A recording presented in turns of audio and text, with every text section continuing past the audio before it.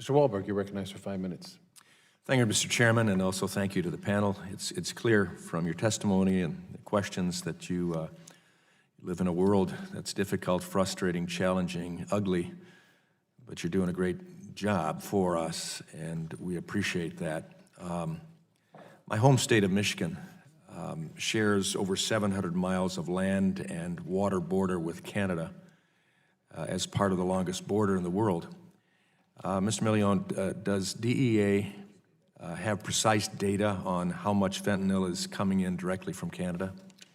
We have the data as to what's been seized, but there's a certain flaw in that. We don't know exactly what's coming in, but we know what we've seized, and we can get those statistics to you.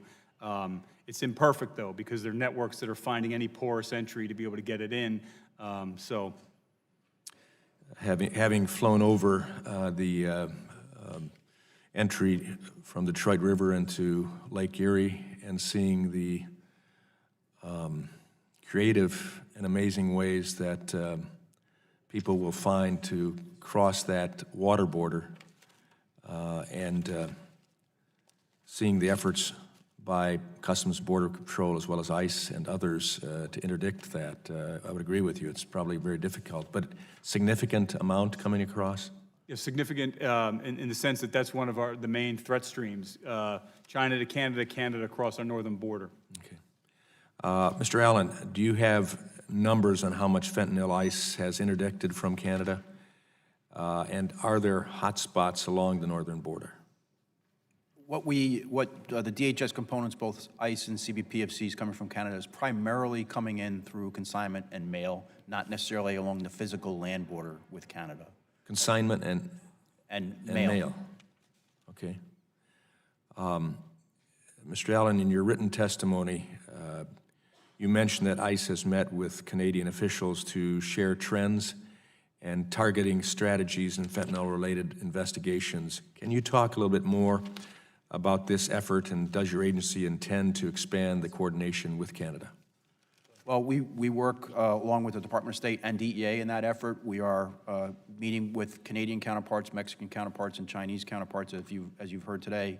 And I do think that expanding the exchange of information with both source and transit countries is going to be part of how we improve what we do, and recognizing that some of the fentanyl that makes its way to the United States, either directly from China or via other places, is also in the same stream that makes its way to Canada and Mexico as well.